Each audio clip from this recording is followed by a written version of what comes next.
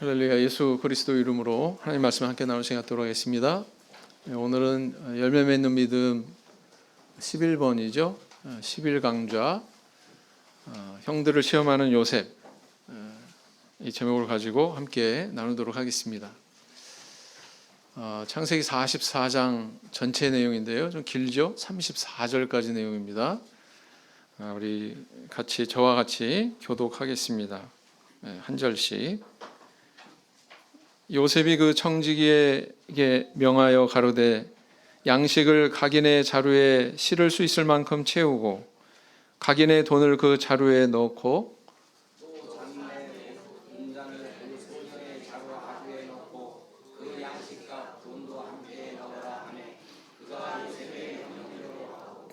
계동시의 사람들과 그 나귀를 보내니라.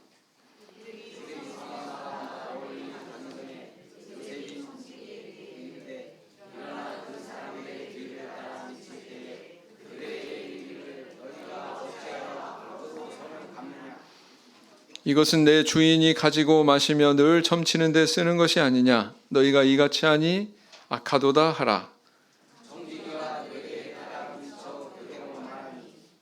그들이 그에게 대답하되 우리 주여 어찌 이렇게 말씀하시나이까?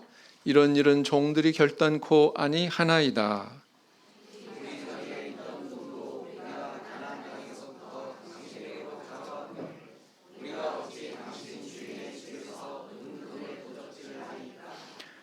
종들 중 뉘게서 발견되든지 그는 죽을 것이요 우리는 우리 주의 종이 되리이다.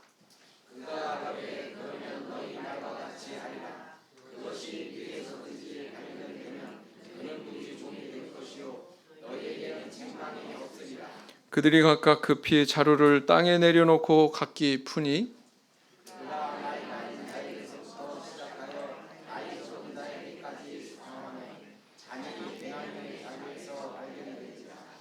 그들이 옷을 찢고 각기 짐을 나귀에 싣고 성으로 돌아오니라.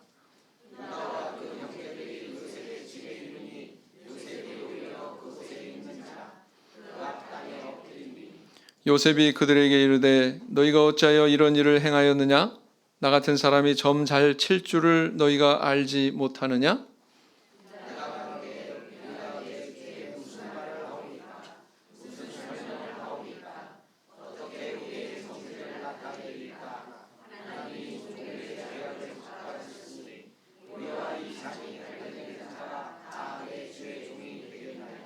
요셉이 가로되 내가 결코 그리하지 아니하리라.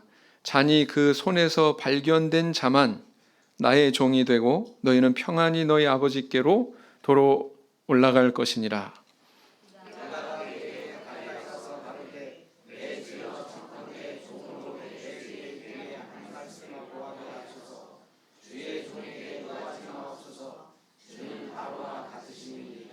이전에 내 주께서 종들에게 물으시되 너희는 아비가 있느냐 아우가 있느냐 하시기에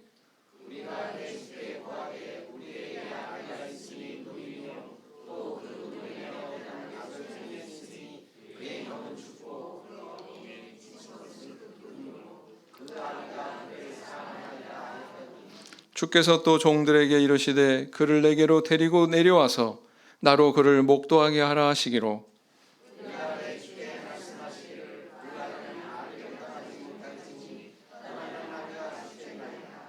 주께서 또 주의 종들에게 말씀하시되 너희 말째 아우가 너희와 함께 내려오지 아니하면 너희가 다시 내 얼굴을 보지 못하리라 하시기로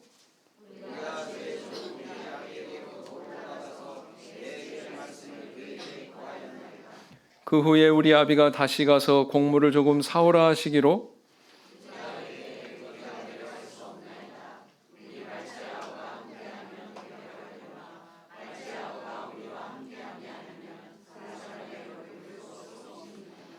주의 종 우리 아비가 우리에게 이르되 너희도 알거니와 내 아내가 내게 두 아들을 낳았으나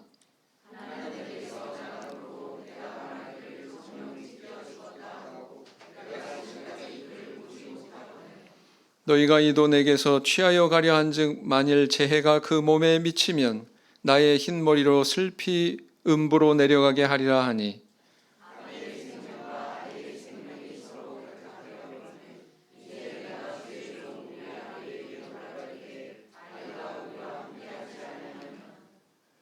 아비가 아이의 없음을 보고 죽으리니 이같이 되면 종들이 주의 종 우리 아비의 흰머리로 슬피 음부로 내려가게 함이니이다.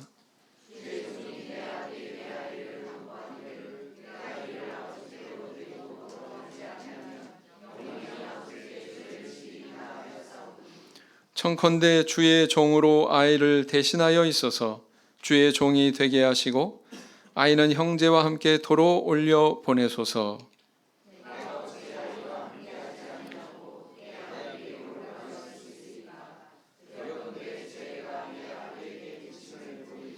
예, 오늘 질문은 굉장히 길지요. 그 긴 이유는 유다가 할 말이 많았습니다. 유다. 자, 우리는 지난 시간에 어떤 내용을 살펴봤나요?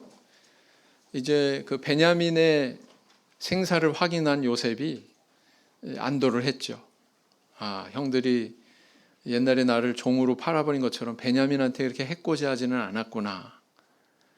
그 사실을 확인하고는 이제 그 형들을 자기 집에 초대해서 잔치를 벌입니다. 얼마나 기뻤겠어요? 서로 화목하게 되고 잔치를 벌이고 웃으면서 음식을 나누고. 그런데요, 진정한 우애는, 진정한 사랑은 그렇게 화목하고 잔치하고 기쁘고 할 때 나타나지 않습니다. 언제 나타나요?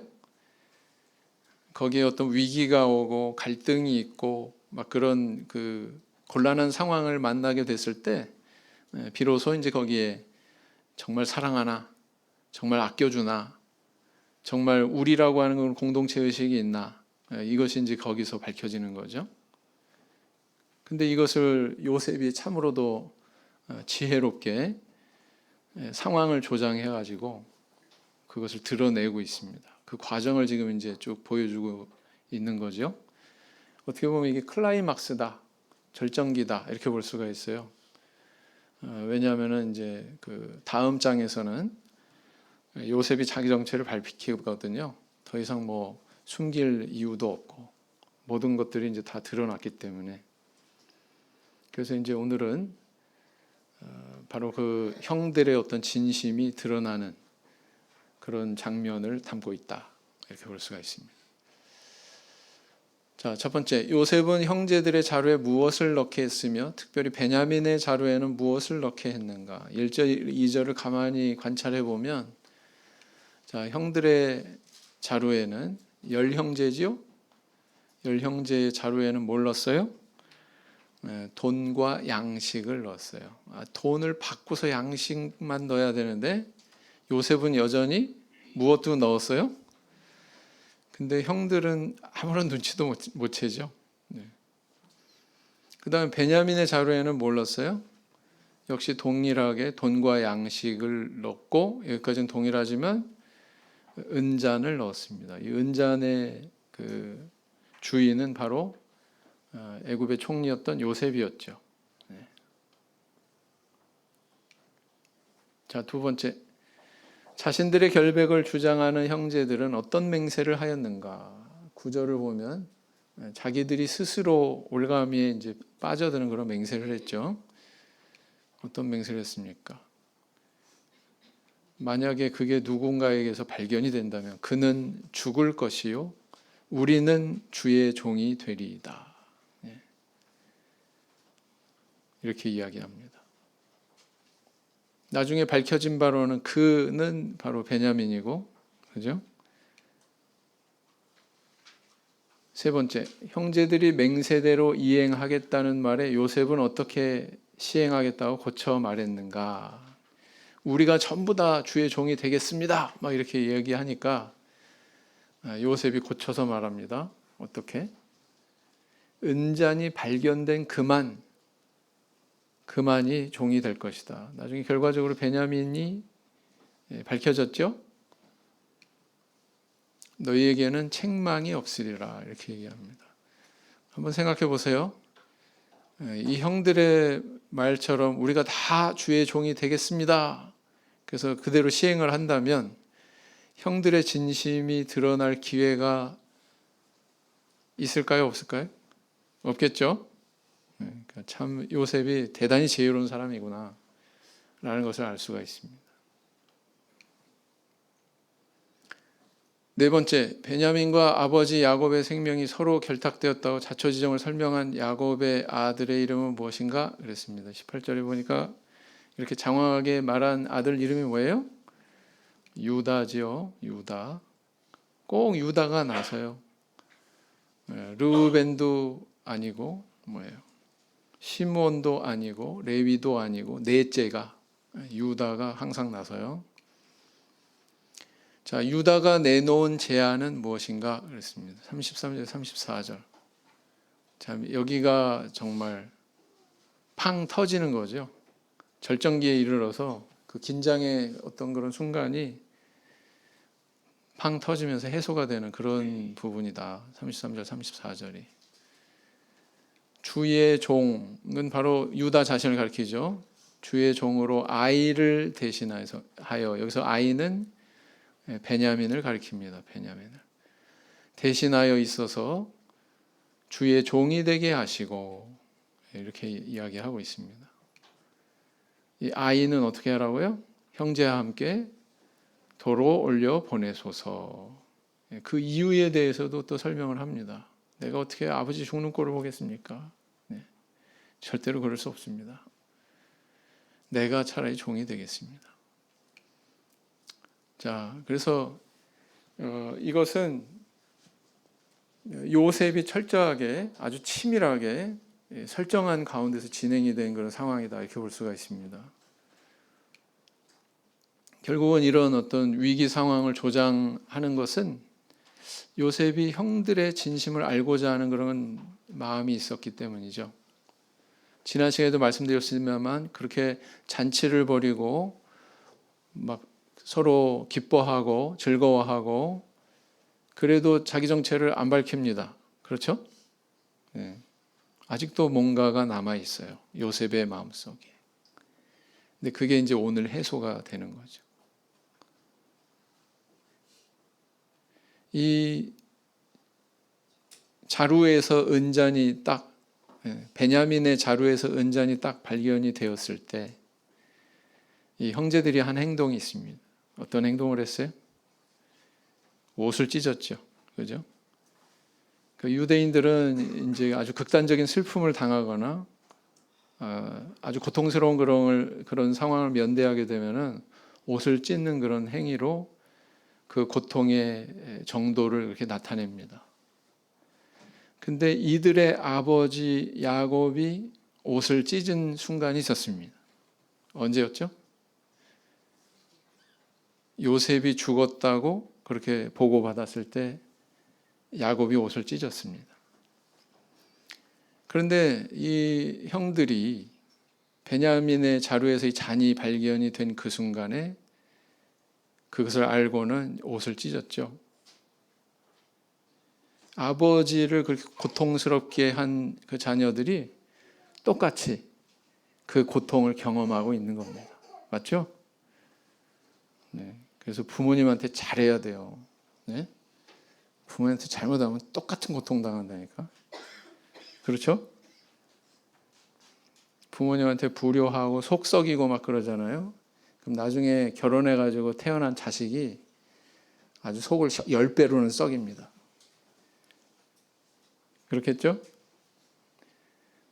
부모를 잘 공경하고 효도하고 그러는 사람은 하나님께서 또 좋은 자녀를 주세요. 그런 겁니다. 자, 오늘 본문에 가만히 이제 관찰을 해보면은요, 요셉 입장에서 형들을 어떻게 표현하냐면 그들 마지막에 가서는 유다와 그 형제들 이렇습니다. 이렇게 표현하고 있습니다. 근데 또 그 유다와 그 형제들은 자신들을 뭐라고 표현하냐면 우리 이렇게 나옵니다. 우리. 뭐가 흐르고 있어요? 공동체의 정신이 흐르고 있어요. 그래서 오늘의 주제가 어떻게 보면은 우리라고 하는 이 단어에 다 집약이 되어 있다 이렇게 또 볼 수가 있습니다. 우리는 각자가 아니죠, 그죠? 각자가 아니에요. 우리 성도님들 가정도 각자가 아닙니다. 그 식구, 뭐 아버지는 아버지, 어머니는 어머니, 자녀들은 자녀들 각자가 아니고 다 사실은 하나로 연결되어 있죠. 네.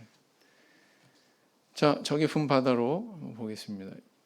요셉이 형들과 식사한 후에도 자신의 정체를 밝히지 않고 치밀하게 시험하는 이유에 대해서 이야기해 보자. 방금도 말씀드렸지만 요셉은 형들이 베냐민을 해치지 않았다, 이거 분명히 확인했다고 그랬잖아요. 그런 소극적인 의미에 만족할 수 없었다.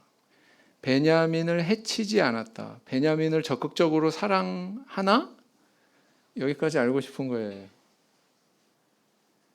아직도 그 옛날처럼 내가 이렇게 종으로 팔릴 때 17세 소년이었던 그 시절처럼 형들이 서로 저렇게 시기하고 질투하고 고통을 주고 그렇게 철없이 행동하나? 아니면 달라졌나? 이거 확인하고 싶은 거예요. 그죠? 적극적으로 베냐민을 사랑하나? 또 아버지를 사랑하나? 아버지에 대한 어떤 사려성이 있나? 아버지를 배려하는 그런 마음이 있나? 뭐 이런 것들을 엿보고 싶어 했다라는 것입니다. 그래서 시험하게 이르는 거죠.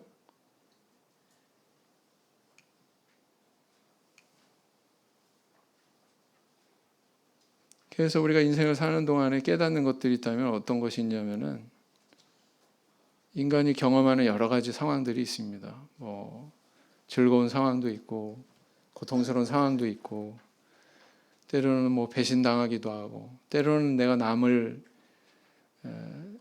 가해해서 괴로움을 주기도 하고 그러죠. 네. 근데 우리가 그렇게 살아가면서 깨닫는 한 가지는 뭐냐면 내가 하나 행동하는 게 나 하나에서 멈추는 게 아니고 혹은 나와 저 사람 둘 사이에서만 멈추는 것이 아니고 이게 굉장히 파급력이 크다. 여러 군데로 이게 파급되어 나간다. 영향을 미친다라는 것을 알 수가 있습니다. 그렇죠? 왜 그럴까요? 우리이기 때문에 그렇죠. 우리. 그렇죠? 우리이기 때문에. 저 사람 상처 주면은 나도 상처받는 거예요, 사실은. 그리고 저 사람과 관련된 다른 사람도 상처받는 거죠. 저 사람 사랑하면 저 사람만 사랑하는 게 아니에요. 사실은 나 자신을 사랑하는 거예요. 그리고 나와 관련된 또 그와 관련된 많은 사람들에게 그런 영향력이 파급이 되는 거거든요. 뭐 결혼해가지고 막 구타하는 그런 남편들 있잖아요. 아내 구타하고 막 가혹행위하고 그런 남편들은요. 사실은 자기를 때리는 거예요. 자아상이 무너져 있기 때문에 자기를 사랑할 줄 모르기 때문에 자학하는 거예요. 왜요? 부부는 한 몸이라고 그랬거든요. 그러니까 그 사람만 겨냥해서 막 탓하고 그게 아니라 저 사람이 자라는 과정에서 저런 상처를 경험했구나. 그게 지금 저렇게 발현이 되는구나. 10중 8구 틀림없습니다. 거의 100%입니다. 그렇습니다. 그런 것들을 참 많이 생각하게 되죠. 네.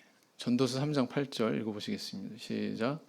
사랑할 때가 있고 미워할 때가 있으며 전쟁할 때가 있고 평화할 때가 있느니라. 18장 19절 시작. 노엽게 한 형제와 화목하기가 견고한 성을 취하기보다 어려운즉 이러한 다툼은 산성 문빗장 같으니라. 지난 주에도 찾았던 구절이에요. 참 이것이 정말 와닿는 말씀이에요. 상처 주는 거는요 일순간이잖아요. 근데 그것을 회복하는 데는 평생이 걸릴 수도 있습니다. 그리고 사람의 영혼이라고 하는 것은 유리 같아요. 그래가지고 유리 깨지면은 잘 뭐 회복할 수 있어요? 다시 붙일 수 있습니까? 회복하기 참 힘듭니다. 흔적이 또 남아요. 막 본드로 붙여도 유리 같은 거는 이렇게 도자기 같은 거는 흔적이 남는 것처럼 흔적이 남습니다. 그 사람한테 영혼에. 그래서 참 이게 우리가 살아가면서 깨달아야 되는 거다.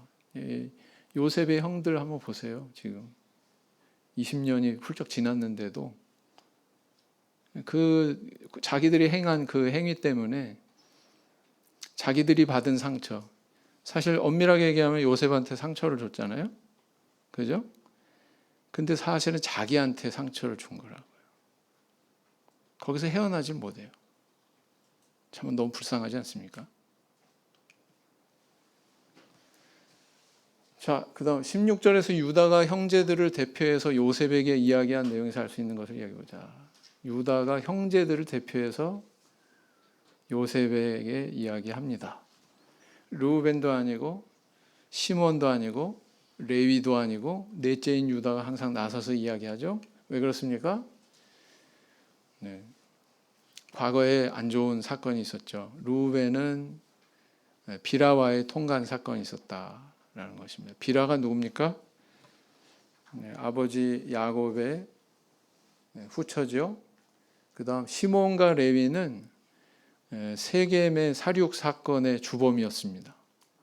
그래서 이들의 이런 살육의 행위로 세겜 족속은 몰사하게 되고 더 이상 세겜 땅에 가족들이 머물지 못하게 온 가족이 이주해야 되는 신변의 어떤 안정을 위협받아야만 되는 그런 상황에 놓이게 만들었죠. 이 두 아들이. 그래서 아버지로부터 인정을 못 받았어요. 이 세 아들은. 그래서 넷째인 유다가 마치 그 형제들의 대표 같은 장남과 같은 그런 역할을 하고 있다라는 것을 알 수가 있습니다. 성경에 보면은 이게 혈통적인 그런 서열을 파괴하는 모습이 계속 반복되고 있어요. 성경에 보면. 자, 태어나기는 누가 먼저 태어났어요? 이스마엘이 먼저 태어났어요? 이삭이 먼저 태어났어요? 이스마엘이 먼저 태어났지만 이삭이 하나님의 약속을 계승하는 언약의 자손이죠. 그 다음 에서와 야곱, 쌍둥이지만 간발의 차로 누가 형이에요? 에서가 형이고 동생이 야곱이에요. 근데 하나님의 언약은 누구에게 계승이 됩니까? 야곱에게. 혈통적으로는 에서가 장자니까 이게 장자한테 주어져야 되는 건데 그게 차자한테 이렇게 갔거든요. 그 다음 또 그 다음 때에서는 어떻게 되는 거예요? 야곱의 12아들 가운데에서는 여기서도 또 파괴가 일어나는 거예요. 르우벤이 아닙니다. 르우벤이 왜 아니에요? 혈통적으로는 장자인데 가장 먼저 태어났는데 방금 말씀드린 대로 르우벤에게 흠결이 있었죠. 네. 아, 그 흠결이라고 하는 게 순서를 바꾸고 있구나 라는 것을 알 수가 있습니다. 이게 신약 시대에 와서 예수님께서는 뭐라고 그러시냐면 이렇게 집약을 하고 있죠. 마태복음 19장 30절 말씀 보시겠습니다. 시작. 그러나 먼저 된 자로서 나중되고 나중된 자로서 먼저 될 자가 많으니라 그랬어요. 그다음 마태복음 23장 11절 시작. 너희 중에 큰 자는 너희를 섬기는 자가 되어야 하리라 그랬죠. 그래서 이 성경 안에서 이런 서열이 파괴되는 모습이 계속되고 있다. 계속. 신약 시대에 와서 이 말씀은 어떻게 적용이 됐어요? 왜 먼저 될 자가 많으니라 왜 이렇게 얘기하고 계세요? 바울의 시대 때 로마서를 기록했던 그 바울의 시대 때는 또 어떻게 적용이 됩니까? 인류의 장자라고 여겨질 수 있는 유대인들, 이스라엘 사람들은 나라의 본 백성들은 하나님의 약속에서 멀어지고 왜요? 예수 그리스도를 받아들이지 않았으니까. 이방인, 하나님의 은혜에서 벗어난 사람들의 대표인 이방인, 헬라인들은 오히려 하나님의 복음을 받아들여서 예수 그리스도를 받아들여서 영적인 선민의 대열에 참여하게 되죠. 그 내용을 로마서에서 서술하고 있습니다. 이것도 어떻게 보면 먼저 된 자가 나중되고 나중된 자가 먼저 된 예지요. 근데요, 뭐가 먼저고 뭐가 나중인지는 아무도 정의할 수 없어요. 이건 상대적인 개념이기 때문에 누구든 이 말씀에 적용될 수가 있어요. 이해가 되시죠? 그 의미는 뭐냐면 만약에 르우벤 같은 경우에 이런 흠결로 인해서 그 순서가 뒤집어진 그런 사례라면 그건 뭘 의미합니까? 우리의 어떤 혈통적인 서열이 하나님 앞에서 우리가 받는 은혜를 결정하는 게 아니고 복을 결정하는 게 아니고 삶 속에서 내가 나타내는 나의 태도가 신앙의 모습이 그 서열을 결정한다라는 것을 우리한테 의미하는 겁니다. 맞습니까? 동의가 되세요? 그래서 이 기독교 신앙 안에서 이야기하는 복은 운명 결정론적인 복이 아니에요. 뭐 연말에 뭐 복주머니 선물하면 복 받으세요. 뭐 축복의 말하고 그거 받았다고 해서 그걸로 결정이 되는 게 아니라고요. 그게 필요 없다는 거 아닙니다. 우리 축복의 말을 건네야 되죠? 네.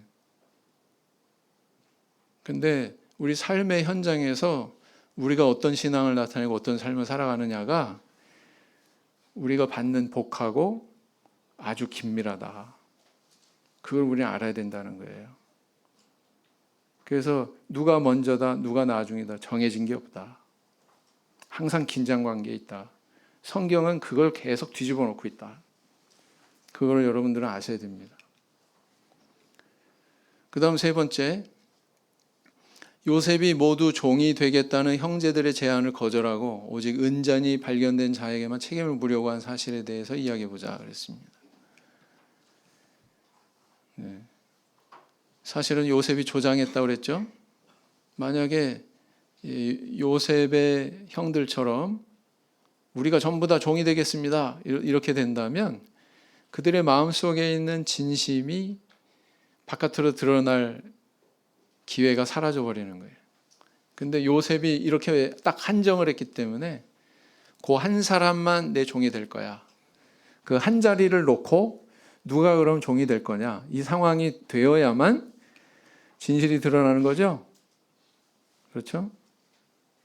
그런 상황을 조장하고 있는 거예요, 지금. 요셉이. 반드시 이렇게 돼야 되는 겁니다. 재미있는 사실이 있어요. 그 재미있는 사실이 뭐냐면은 종으로 팔자고 조금 이따 나옵니다. 일단 잠언 20장 5절 말씀 먼저 읽어보겠습니다. 시작. 사람의 마음에 있는 모략은 깊은 물 같으니라. 그럴지라도 명철한 사람은 그것을 길어내느니라. 깊은 물을 잘 길어내기 힘들죠. 저 사람 입 꽉 다물고 있으면 저 사람 진심이 뭔가, 뭘 생각하고 있지, 뭘 원하지, 뭘 싫어하지 알 수가 없잖아요. 그런데 명철한 사람은 그것을 길어낸다 그랬습니다. 제주 집회소에서 제가 이제 세례 받아야 된다고 막 그러면서 설명을 했는데 최근에 나오기 시작한 3명의 구도자분이 계시다고 그랬죠? 네? 그래서 뭐 옛날에는 얼음도 깨고 받았어요. 그럼 막 추워도 받아야 돼요. 막 그랬더니 그래도 좀 날씨가 따뜻해야 받지요. 그 말은 받겠다는 거예요? 안 받겠다는 거예요? 받겠다는 거죠? 받겠다는 뜻이 있구나라는 것을 그 말로 확인할 수가 있는 거잖아요. 그죠? 말이란 그렇다. 말만 사람의 진심을 알 수 있는 근거가 아니라 상황도 사람의 진심을 알 수 있는 근거가 됩니다. 어떤 상황이 딱 도래했을 때 아이한테 간식이고 뭐고 잔뜩 사줬는데 나 한 입만, 이제 부모님 잘 그러시잖아요. 그죠? 먹고 싶어서 그러세요? 진짜 먹고 싶어서 그런 분은 좀 문제가 있는 거고 확인하고 싶은 거잖아요. 얘가 정말 자기밖에 모르는 욕심꾸러기인가, 남 배려하고 부모님 사랑할 줄 아는 마음이 있나, 감사할 줄 아는 마음이 있나, 그거 테스트하려고 하는 거잖아요. 그죠? 상황도 진심을 알 수 있는 그런 빌미가 된다라는 걸 알 수가 있습니다. 25장 3절 같이 읽겠습니다. 시작. 하늘의 높음과 땅의 깊음 같이 왕의 마음은 헤아릴 수 없느니라.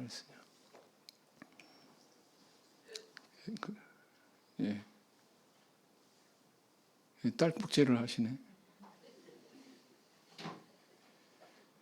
뭐가 동감이 되셨나? 딸꾹질도 뭘 길어낼 수 있습니다. 자, 아버지와 베냐민의 생명이 서로 결탁되었다는 유다의 말에서 알 수 있는 것을 이야기해보자 그랬습니다. 말씀드렸듯이 우리는 사실은 다 하나로 연결되어 있어요. 제주도는요, 지역이 좁다 보니까 6번만 건너가면 다 무슨 관계가 있대요. 6번만 건너가면. 근데 뭐 페이스북이라고 하는 게 이제 그 만들어졌을 때도 그런 말이 있었습니다. 몇 단계만 돌아가면 다 알고 다 우리 다 연결된 그런 관계다. 우리라는 뜻이잖아요. 우리. 그래서 저 사람 상처 주고 아픔 주는 거는 사실은 다 우리가 아파하고 상처받는 거예요. 그걸 알아야 된다는 거죠. 근데 이 유다 형들이 그랬는지.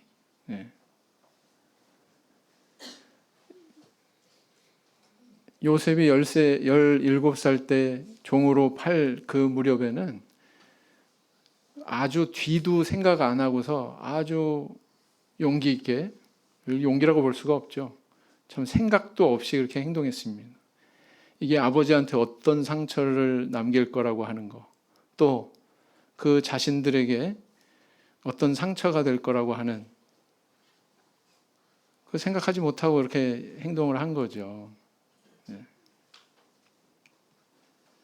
그 15년 뒤에 이렇게 아버지를 염려하고 다른 형제들을 생각할 줄 아는, 베냐민을 생각할 줄 아는 유다의 모습을 발견하게 되죠. 요셉이.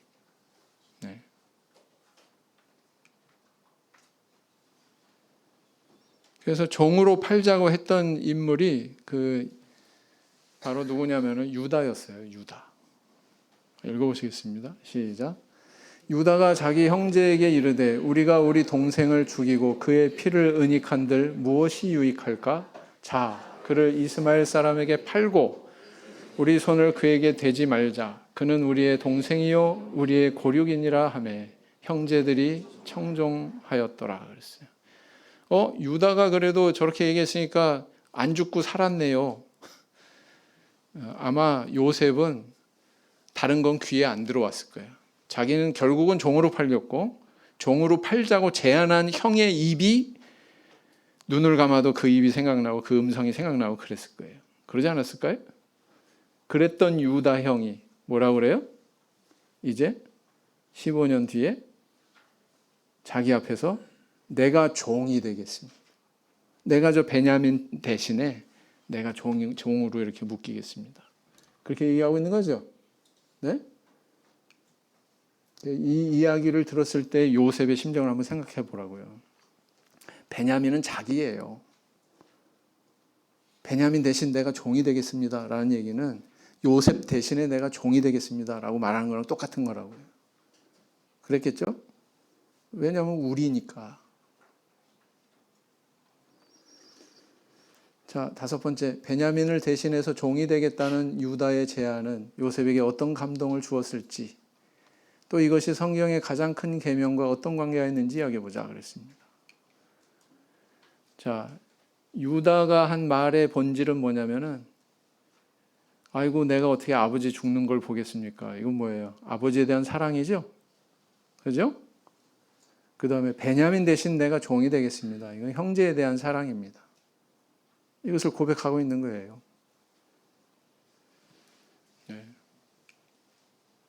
아마 이 요셉은 동일시했었을 거예요. 이 말을 통해서 베냐민과 자기를 동일시하고 있었을 거예요. 이쯤에서 우리는 예수님께서 우리에게 주신 그 가장 큰 계명을 한번 돌아볼 필요가 있습니다. 읽어보시겠습니다. 시작. 예수께서 가라사대 내 마음을 다하고 목숨을 다하고 뜻을 다하여 주 너의 하나님을 사랑하라 하셨으니 이것이 크고 첫째 되는 계명이요 둘째는 그와 같으니 내 이웃을 내 몸과 같이 사랑하라 하셨으니 이 두 계명이 온 율법과 선지자의 강령이니라. 내가 대신 종이 되겠습니다 라는 이 선언에는 요 한마디 말에는 사실은 아버지 야곱과 형제인 베냐민의 사랑이 다 담겨져 있는 말이죠. 아버지에 대한 사랑, 아버지의 죽음을 난 참아 볼 수 없다고 하는 그 마음을 여기 담고 있는 것이고요. 다른 하나는 예전과 같지 않게 베냐민을 향한, 배다른 형제를 향한 그런 사랑을 또 고백하고 있는 겁니다. 사실은 이것이 가장 큰 계명과 매칭되어 있다, 이렇게 볼 수가 있습니다. 서로 대비를 이룬다, 이렇게 볼 수가 있습니다. 영적으로 보면은 아버지, 영적인 아버지 누구세요? 하나님, 그죠? 그 아버지도 생각할 줄 알아야 되고, 이웃도 생각할 줄 알아야 되고, 그것을 이렇게 고백을 하고 있는 거예요, 유다가. 이게 얼마나 위대한 고백인지 몰라요. 그리고 여기에는 대속의 개념이 담겨 있는 겁니다. 내가 저 베냐민 대신에. 이런 대속의 사랑을 아주 극단적으로 나타내신 분이 바로 누구예요? 십자가 위에서 예수 그리스도, 그죠? 그 예수 그리스도의 모습이 투영되어 있는 거예요. 그래서 예수님이 어떤 자손으로 오셔요? 어느 지파 자손으로 오셔요? 유다 지파 자손으로 오셔요.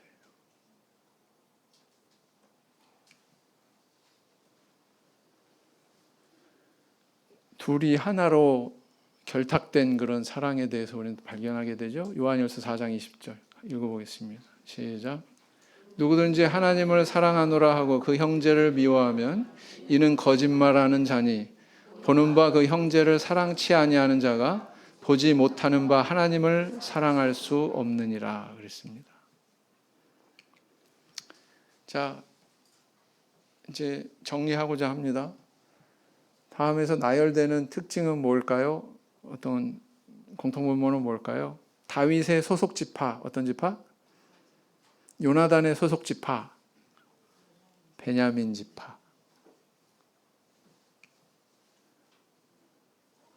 분열왕국 시대에 북이스라엘 10개 지파가 뭉쳤는데 남유다는 어떤 지파가 하나가 됐어요?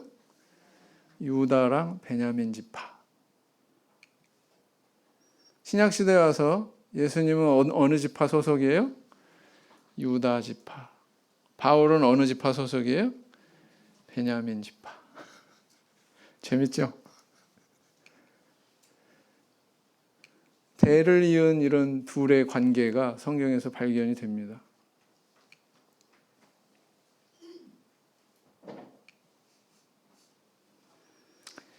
우리가 하나 생각해 볼 문제가 있는데요. 르우벤에게 흠결이 있었죠. 빌하와 통과한 그런 흠결이 있었고, 시몬과 레위에게도 흠결이 있었죠. 세겜 족속을 사륙하는 그런 흠결이 있었어요. 유다에게는 흠결이 없었어요? 다말, 며느리 다말을 통해서 잉태하는 그런 흠결이 있었죠? 네. 다 흠결이 있는데 유다는 무슨 면책 특권을 받은 건지, 유다는 49장에서 부친 야곱으로부터 요셉과 더불어 큰 축복을 받습니다. 제일 분량이 많은 게 요셉을 축복할 때 하고 유다를 축복할 때예요. 말이 길어요. 축복의 내용이 많기 때문에. 왜 이런 축복을 받았을까요? 그 설명을 오늘 본문에서 할 수가 있다. 44장 후반부 마지막 33절 34절에서 바로 이 유다의 가장 큰 사랑의 고백이 있었기 때문에, 그런 결단이 있었기 때문에 이것을 높이 사서 아버지로부터 이렇게 큰 축복을 받은 것이 아니냐. 그래서 유다는 사자 새끼로다 홀이 저를 떠나지 않는다, 이렇게 축복하고 있습니다. 홀은 뭐예요? 누가 가지고 있는 거예요? 왕이 갖고 있는 거예요. 다윗이 왜 유다 지파에서 나왔어요? 여기에도 기인한 거예요. 조상 잘 둔 덕이에요, 사실은. 다윗이. 이해가 되세요? 여기서 또 우리는 뭘 할 수 있습니까? 흠결이 있더라도 그런 흠결을 다 덮어버릴 수 있는 큰 사랑을 품는 자는 하나님께 복 받는구나. 맞습니까? 아멘을 안 하시네. 더 고민해 보세요. 네. 나는 다른 사람이 나의 진심을 알아줄 만큼 열린 사람인가? 네. 형들은 열리지 않았죠? 요셉은 열려 있었죠. 나는 다른 사람의 진심을 받아들일 만큼 진실한 사람인가? 나는 나를 희생할 만큼 누군가를 사랑하고 있는가? 이런 것들이 우리에게 도전을 주는 질문이다. 이렇게 볼 수가 있습니다. 오늘 여기까지 살펴봤습니다. 묵상 기도하시겠습니다.